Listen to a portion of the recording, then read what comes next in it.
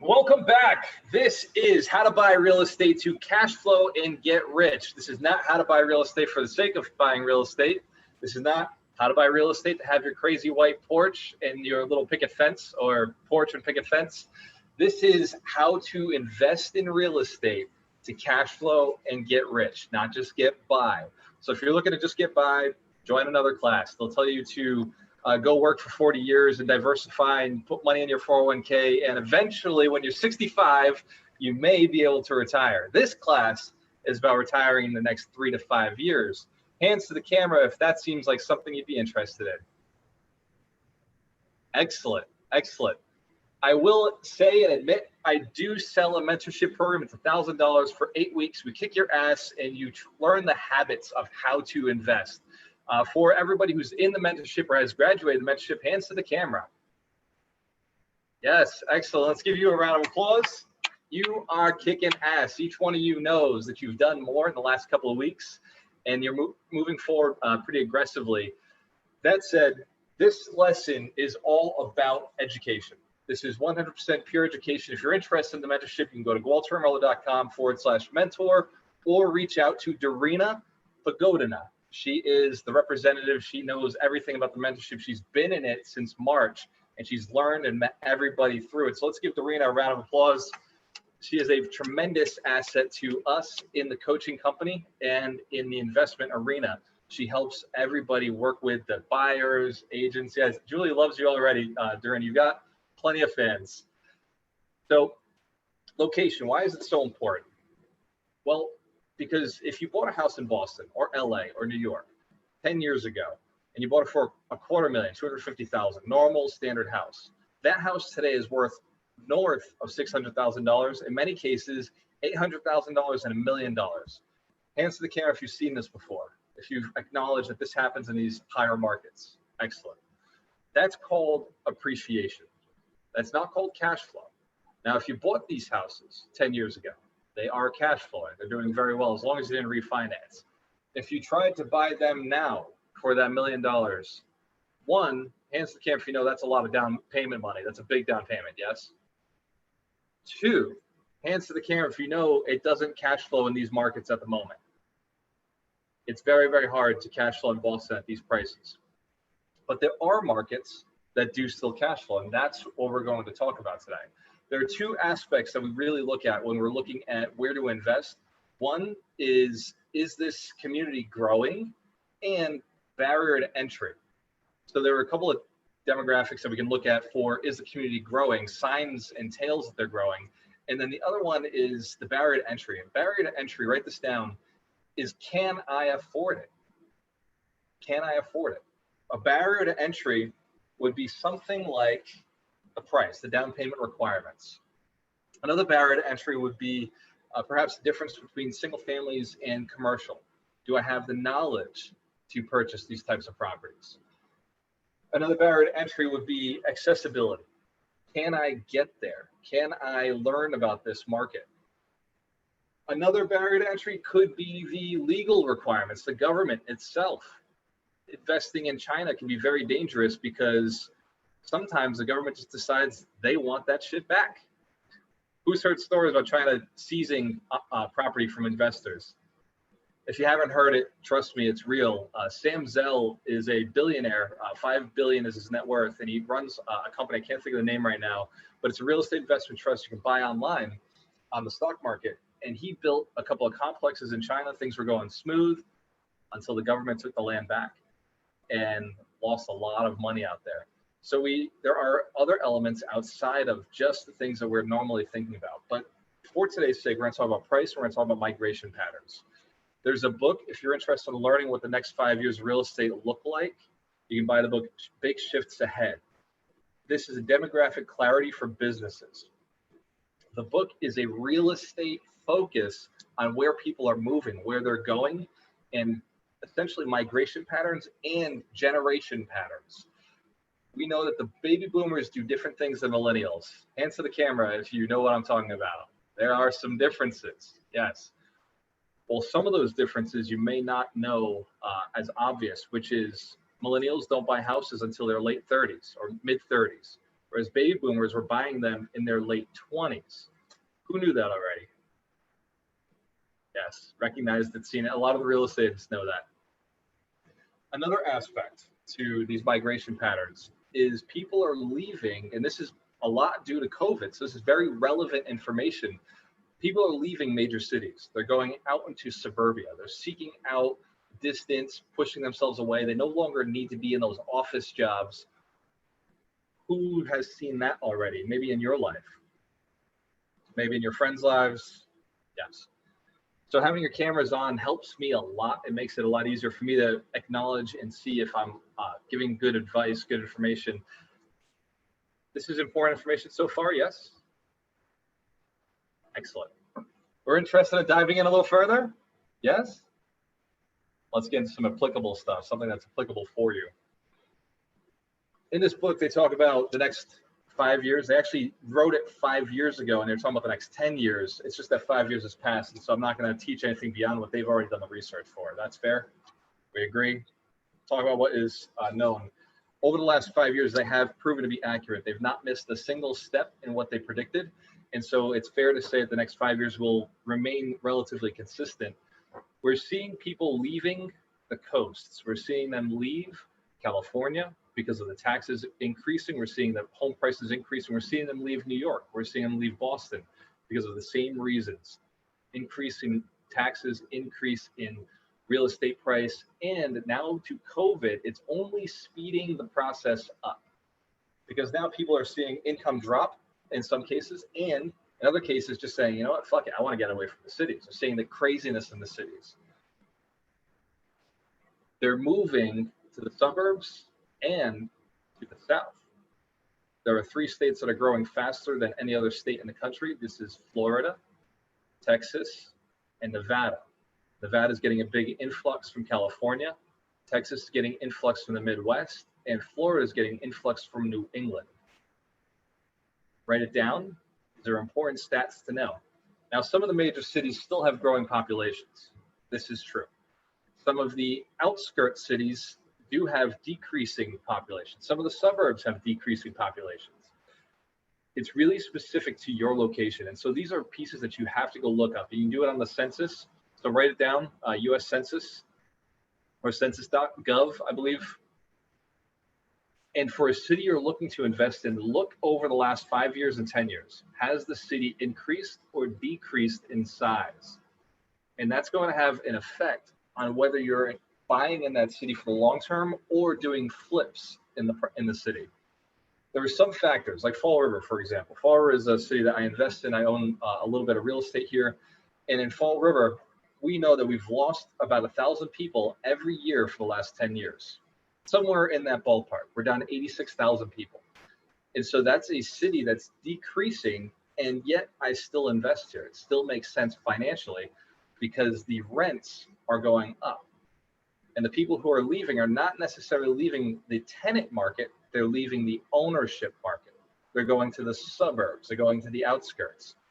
So for multifamily investment, it makes sense still to be in those gateway communities and in the main communities. For single family investment, it makes more sense to be in the suburbs. I know that some of that information seems contradictory. Are there any questions on that piece? So even though some of the cities are decreasing, they're not decreasing in tenant pool, they're decreasing in ownership pool. We're clear on that one? Excellent, very good. So they're looking to capitalize on the fact that real estate's overpriced, they're selling, and they're moving out to the suburbs, looking to get a little bit more land, a little more distance. So if you're looking as an investor, who here is looking for cash flow? Answer the camera, cash flow. And who here is looking to do some flips, looking for flipping properties, get some equity up? Perfect. Excellent. There's no wrong or right way to do real estate. You could do both. You could do something like what we've done, which is a hybrid strategy. We buy for cash flow, and then eventually we sell off. We do a pyramiding strategy. So if you're looking to build cash flow and increase dramatically, by show of hands, who's looking to increase fast? The 3 to 5 year plan. That's the one you want to subscribe to. Excellent. Write this word down, pyramiding. Pyramiding. Pyramiding is you sell one house to buy 2 houses, or you sell one 3-family multifamily to buy 2 3-family, multifamilies, or to buy a 6-family, sell 3 to buy a 6. There are certain locations that are really good for this. If you're in Massachusetts, you're looking at Fall River, New Bedford, Worcester, because they have a lot of property. Another element to looking at your location is, can I scale here? It's all well and good to get one good deal, but it's really hard to manage a portfolio that's all over the country or all over the state. You get the economies of scale when you're investing in a location that has multiple buildings that you can purchase. So for instance, am I going too fast here? No? Okay. For instance, in Fall River, I have 60 units, 1 property manager, which means 1 phone call a week, and they handle everything. If I was in Worcester, Fall River, and say Lynn, I would have to have 3 separate property managers that would be all over the place, and I would have 3 extra ways of managing properties, 3 extra communications, 3 extra trainings I would have to do. So by narrowing it down to 1 location, I'm able to simplify my property management. Another reason you want all your properties in 1 location is I can negotiate my prices with my property managers. Because I have more units in an area, I have a cheaper rate for investment. They charge me less. Does that make sense? So you're going to get the economies of scale. So picking your location is not just about what works today, it's about what works 5 years from now, what works 10 years from now. What can I continue to expand? When we look at investment, especially the beginning investors, this is the most important part to think about is this is a 10-year investment, right? Yes, we're retiring in 3 to 5, but look at it as a 10-year, maybe a 20-year investment down the road. Are you willing to be involved in the city and community that you're investing in for the long term? Ask yourselves these questions, write this down. Am I willing to commit to this city for the next 10 years? Because if the market does turn, there's no getting out, right? You got to stay there, you got to commit and hold through it. And can I commit to 1 city? If there's one city I could commit to. I just did an interview with Richard Cohn, who runs the Rhode Island Real Estate Investors Group. And what he said he did early on, back in the 70s, was he specialized in 1 city. He did Newport, Rhode Island. Hands to the camera if you know where Newport is. Have ever been there, and you know it's a very expensive market now. Well, back in the 70s, this was shit. This was the Fall River of Massachusetts, of Rhode Island, right? It was a depressed area. The Navy had just pulled all their ships out of there, so the whole area became very depressed. And what he capitalized on was the fact that he could get multifamilies at a relatively good price, low barrier to entry, and there was plenty to be purchased. And so he was able to buy quite a few in a short period of time.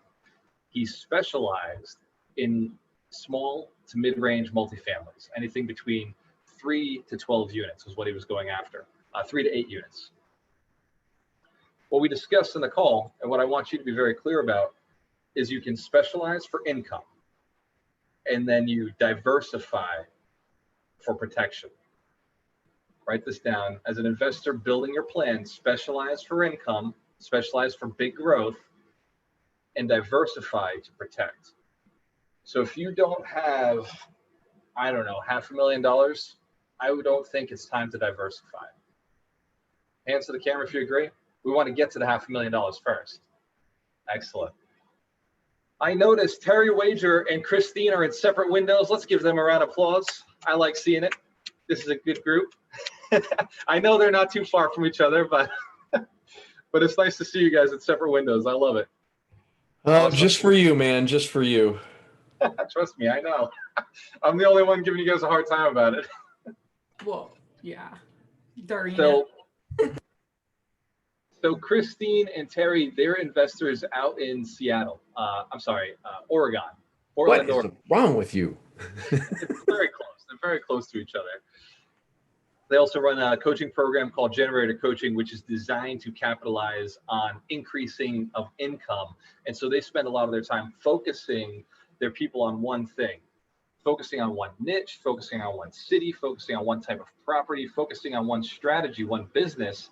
A problem with a lot of real estate investors, they say they'll do anything. Hands to the camera if you've at least thought that before. Yeah, I'll do whatever, just send me a deal, any deal, doesn't really matter. I don't care where it is. If it's a deal, I'll do it. I agree. We've all done that before. What I discovered And what you'll discover as you're in this for a longer period of time, you get more deals when you specialize.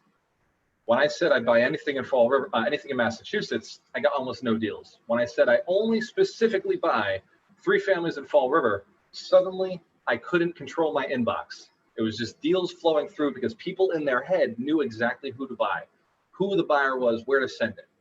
Yes, Will, you're right. The riches are in the niches. And I love the chats because you guys are very knowledgeable and you drop a lot of good information in there. So feel free to use the chats. Absolutely. This information is also on gualtermerillo.com/university. You can go into Alchemist University and you can actually look up my entire training on Get the Deal, which is location, strategy. I talk about how to find deals, how to market to deals, how to find the sellers, how to get off-market deals. Hands to the camera if you want off-market. Yes. Off-market means cheaper. If you don't know the terminology, off-market means nobody knows about it. On-market means a lot of competition. So in anything, you want to buy off-market, sell on-market. I've been buying gold lately, right? So I've been buying gold coins, silver coins, and I find that online, they're all, like these coins are all around $2,200. Off-market, and if I were to sell them back to that same company, it'd be like $1,800. They give me spot, right? They give me a $300 or $400 discount. This works in real estate as well. In real estate, if you see it on market, we'll use Fall River for example. On market, 3 families are running around $330, $350. Who's seen that online 3-family market? Guys in Fall River, Pawtucket, yes.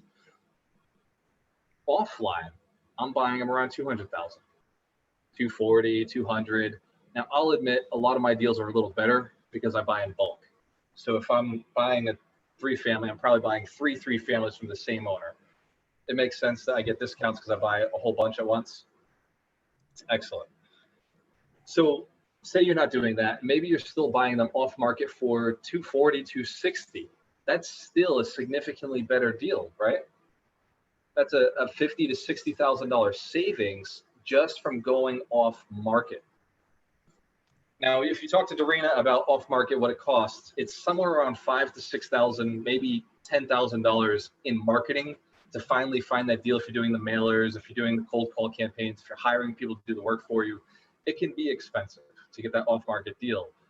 But to make $50,000, if you're spending 10 to make 50, that makes sense, right?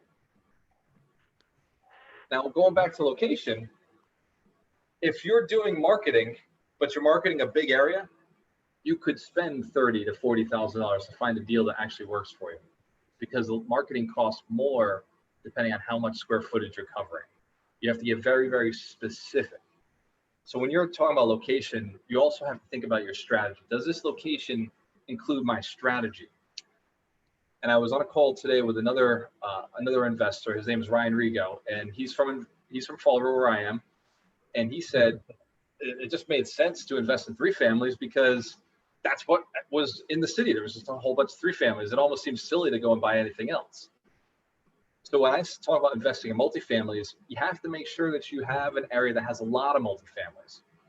So for example, 3 families in Fall River, there's 3,000 of them. 3 families in our neighboring cities like Westport, there may be 30. So there's a big difference in inventory. Does that make sense? If there's only 30, it's going to be very hard to buy them at a good price. So if you can find an area that has a lot of the inventory that you're looking for, there's a better chance for you to get the price that you're looking for. Supply and demand.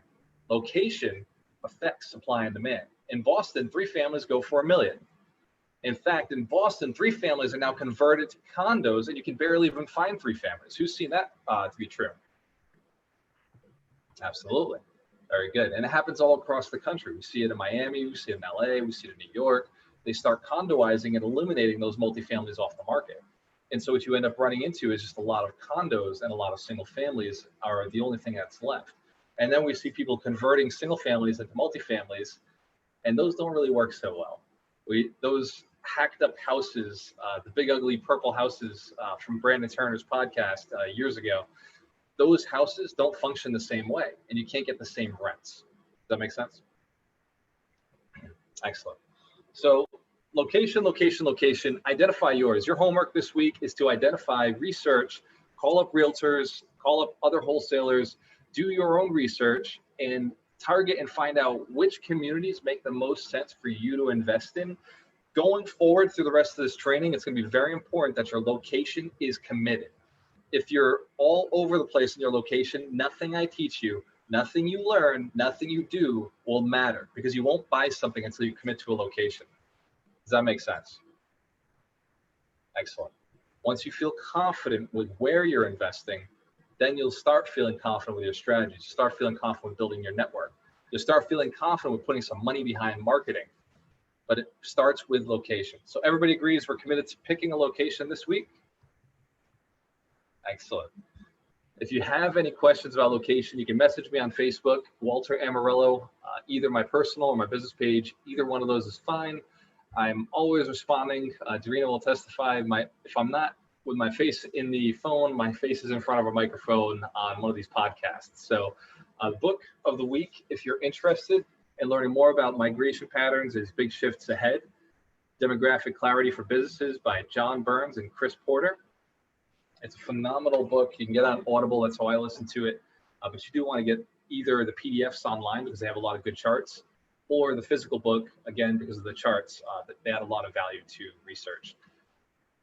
Questions? This is your chance. What questions do you have about location?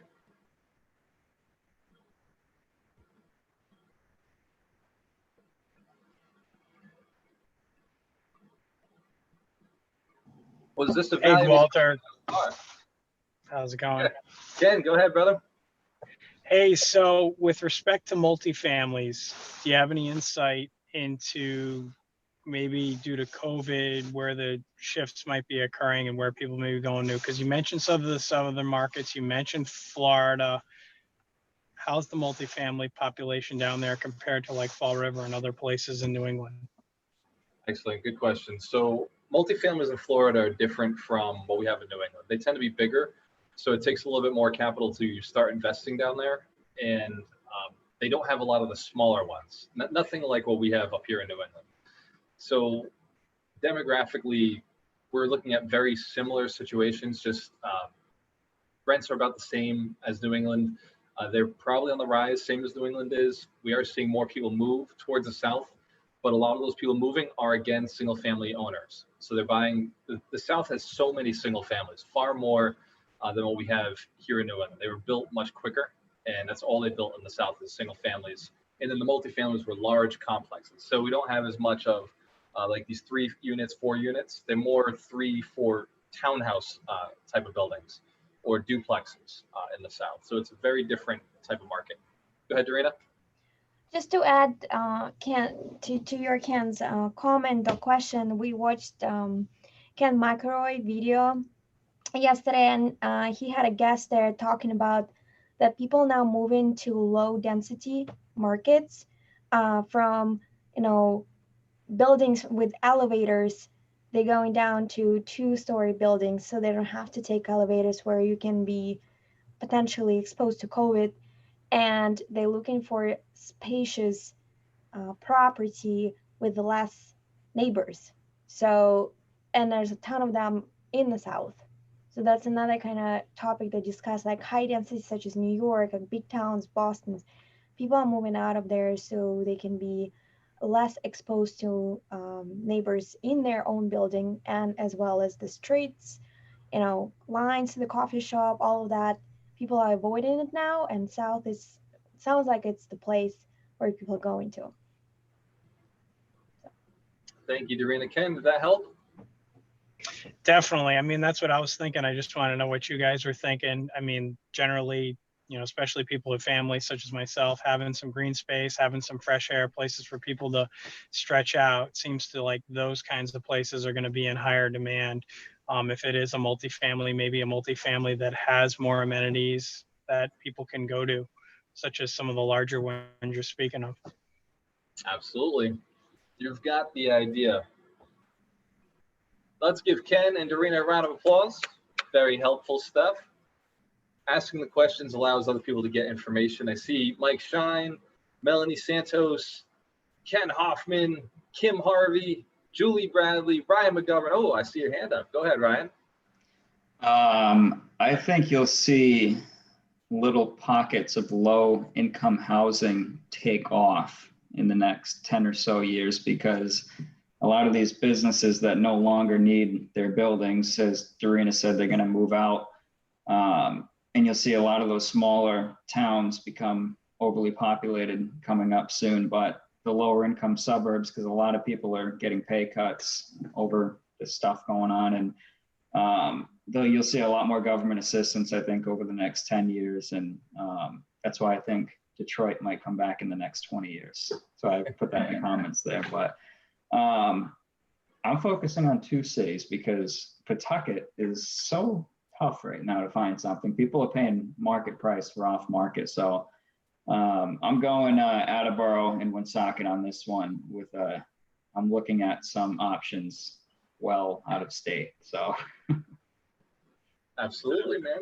It's again, location. Once you have identified, okay, Pawtucket's hard to get deals in, Woonsocket's much easier, maybe Attleboro is much easier. Then you start diving into those markets and really getting your network built, let everybody know you're doing what you're doing. Again, focus, specialize, get tight into the niche, choose your location, choose the type of property, choose the amount you're willing to pay, and just go after and see a lot of property, build really good relationships, find out how many properties there are in the area that are exactly like what you're looking for, and then set your marketing campaigns and just run them. Just keep going and knocking and calling until you finally get the buyer or the sellers who are willing to sell to you at a discount at the right price. As far as waiting for the right opportunity, I don't think that makes sense in this market. The old saying is, don't wait to buy real estate and wait. And up until, I want to say February, March, Dorina, what was the last building we closed? Was it Eastern Ave? That was July Eastern Ave. Was it Eastern Ave or 4th Street? Which one closed last? Oh no, yeah, 4th Street, that was August. And that was in August. Okay. It So was, yeah, mid of August, and that was off-market deals, 8 units with, I see there was 80% discount, like discounted. It was 80% off after Bear Valley now. yeah, I mean, we could sell it on the market for 600,000. We bought it for 480. So there's some profit in there, maybe a 20% discount, which is how we buy. So we're still buying, we're still finding deals, even us, and we're big investors who, have bought, not big investors, all right, we're decent sized investors who bought property at 35,000 a unit, 40,000 a unit, and we're still now paying 65,000 a unit. So even though it's not ideal for us, we're still purchasing, right? Because the numbers still make sense. We're still cash flowing on these numbers. So now is still a good time to buy. You just have to hunt a little bit harder. You just got to pay a little more attention, get deeper into your niche. For us, multifamilies, mixed-use properties, that's what we've gotten really good at, and that's worked well for us. Find your own, figure out what works best for you, and you can start making a lot more money right now just by picking up properties at the right avenue, right location, getting focused, and making sure the cash flow. Are there any questions on cash flow? Any questions on location? and never fall in love with the property. Now is not the time to be falling in love. Never fall in love with a property. That's rule number 1 in real estate investing. Never fall in love with a property.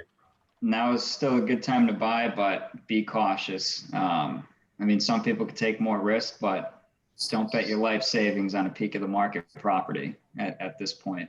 Be careful, but still buy. Exactly. And so what that advice is saying is, yes, we acknowledge that we're definitely at the peak. I mean, there's no, hands to the camera, there's no denying this, right? We agree that we're there. We're at a height. We're at a peak. It may go higher. It may go sideways, and it may go down. I've always invested thinking that tomorrow was the day the market was going to crash. Since I've been buying in 2013, I've always thought, think about it. Think about where I was in 2013. The market had just crashed in 08, and it was coming up, and I was thinking, oh man, like it's got to crash again. It's got to crash again. It's been in my head the last 7 years that the market was going to crash tomorrow. The market was going to crash tomorrow. And so everything I've ever purchased was as if the market would crash tomorrow. Does that make sense? And so here we are in 2020, and I'm saying the same thing I've always said. My God, we're high. My God, the prices are high. Like, it could crash tomorrow. So everything we buy is with that in mind, with that perception that it could crash tomorrow. And let's be very cautious about what we buy. Let's make sure the numbers work, make sure the cash flow is there, make sure we got our value add strategies down pat so we can go in and get back to cash flow very quickly if you're buying bigger buildings or doing some big value add plays. But it doesn't stop you from purchasing. There's no market that you can't purchase in. You buy low, you sell high, but the market doesn't dictate what you pay. That's 100% up to you. You decide what you're going to pay. You decide what you can get the cash flow up to. There's some limits to cash flow, what you can do, but you can add solar, you can add laundry machines, laundry rooms. You can increase rents by doing little value adds in the apartments or adding parking, charging for parking. There's always something you can do to increase the value of a unit. And so make sure you're doing all of those pieces. You can split gas off if you can split utilities if you have those utilities included in. But for now, this week, I want you to focus on location. Location, location, location. Once you've made your decision, do not change it. You can invest in any city. It doesn't really matter what city you're in. It's just that the strategies will change. The tactics will change. You may be Airbnb-ing. You may be doing renting out doors individually in order to make the buildings work. Does this make sense? Or you may be in a multifamily market like we are here in Fall River and just buying 3 families and 6 families and 22 units and renting those out as if it was all just big, easy real estate and you're a big mogul, right? It's very easy to invest when you've chosen a location and you understand your strategy. The rest is just time and action, marketing. Go ahead, Jared. So I had a question. I noticed a few people had agreed with me. If I scroll up, who was that? Julie Bradley, maybe? She had mentioned something about the South Coast Railway. I know I had messaged you the other day and asked you about that. But what's everybody else's thoughts? Upsides, downsides, everything. Are we looking to invest right next door, or are we looking to invest within the half mile? And all those questions of the above about the South Coast Railway coming into Fall River. So who's familiar with the South Coast Rail? Hands to the camera if you're familiar with it. Excellent. What are your opinions of the South Coast Rail and how it's going to affect real estate? I think it's going to be a positive effect. Sorry. Absolutely. I agree with you, Julie.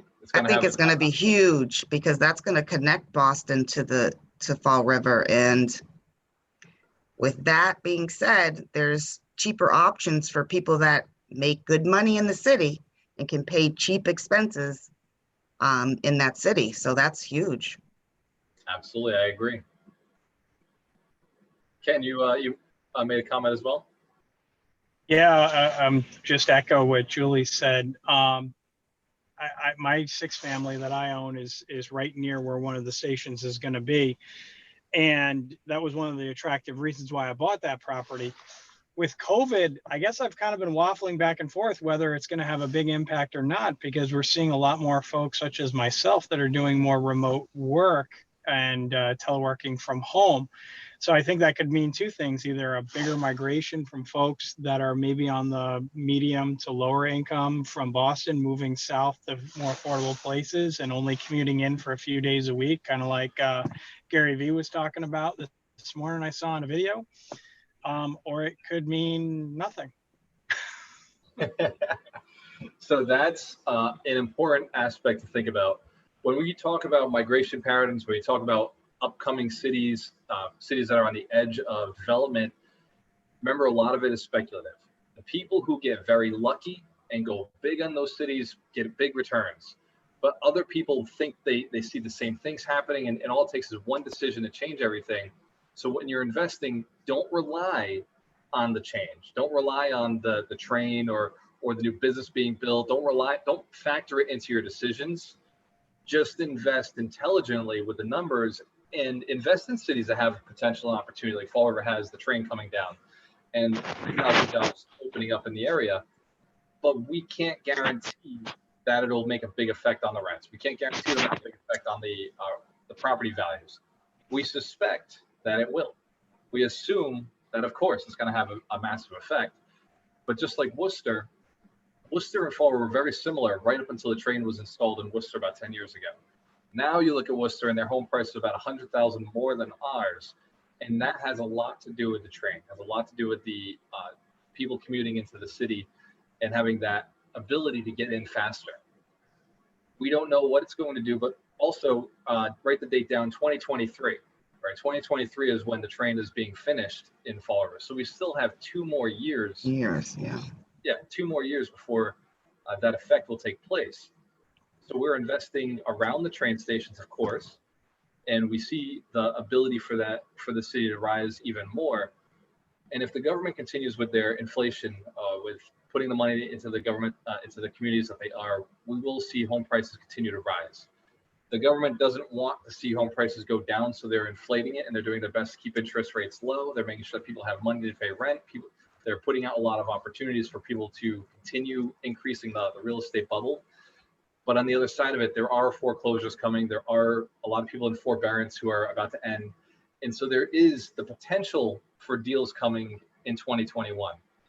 Very big deals. But that doesn't mean hold out and wait, because you may miss the boat. And so buy something, buy intelligently, buy with the future plans, and then save up enough money to go buy again. Right? This doesn't mean wait. This means buy now, buy again. Does that make sense? So the mistake I see a lot of early investors who never get this far, right? They'll come to one training and they never go and actually do anything, is they hear me talk about this and they say, oh, I'll just wait till the market to drop and then I'll buy. Well, you would have been waiting the last 7 years. Does that make sense? And it could be another 7 years. I'm not predicting the future. All I'm saying is buy as if tomorrow was going to crash, and buy as if buy, because you can't time the market. It's impossible. And who knows? You may not. A lot of my properties, we're talking about pyramiding. A lot of the properties I thought I was going to hold forever, I sold within a year or two. Properties I bought, I thought I was going to hold forever. They appreciated so much, I went and bought 2 more houses. I cash flowed at almost the same price. Right? Properties that I bought for $150, I ended up selling for $260. Then I bought 2 properties around $150. Even though the market had gone up on that one property, the other properties I still bought at a discount. So imagine if I hadn't been investing during this whole time, I would have missed out on the opportunity. Does that make sense? Excellent. So tonight, we've got the graduation call for everybody in the mentorship who has graduated this week. It's an 8-week course, so we're constantly graduating people. So once a month, we have our graduation call. So if you are in the mentorship program, have been in the mentorship program, have graduated, are a coach, or are graduating tonight, or are currently in the mentorship program, come tonight, 8 o'clock. Darina has already sent the link out to everybody who's been a part of the program. If you have been a part of the program and didn't receive the link, please message Darina. She'll make sure that you get it. It's going to be 8 o'clock. We're going to try to keep it tight, maybe 30 minutes, 45 minutes. I just want to introduce everybody to the people who are graduating, and I want to celebrate their successes, talk about what they've gained, what they've learned, and I want you to have access to reach out to them if they're working on a project that you want to be a part of. Also, for past graduates, this is your chance to meet the people who are in the program who are now graduating, your chance to let them know what you've been up to, what you've been doing, and if you're looking for partners or you're looking for somebody to do deals with, this is your chance to network and connect with those really good individuals who've been through this program, same as you. Moral, ethical, and driven. Hands to the camera if that is valuable in a partner. I agree. If there are no other questions, cheers to your success. I hope you have an amazing night. If you're interested in more education, this Saturday, we're going to be talking about habits, millionaire habits. These are the habits that help people become wealthy and rich. We're going to be talking about another book. Mike Shine will be giving the book of the week. This is Wealth Principle 40. Wealth Principle 40 is, let me see. If I have it up on my computer, I can tell you exactly what it is. Word for word, create keystone habits. And the book of the week is The Power of Habit. We do 52 weeks to wealth. There are 52 wealth principles, and we discuss one of them each week for you to implement in your business every Saturday. The link is waltermorello.com/live, because this is your life. You only get one chance to live, and I want to make sure that you do it to the best. 3 to 5 years to retirement. Cheers to your success. I will see you Saturday, 10 o'clock Eastern Standard Time. If you have any questions, waltermorello.com or Walter Morello on my Facebook. Give yourselves a round of applause for hanging out. Go buy some real estate. Don't wait. Buy it today. Cheers.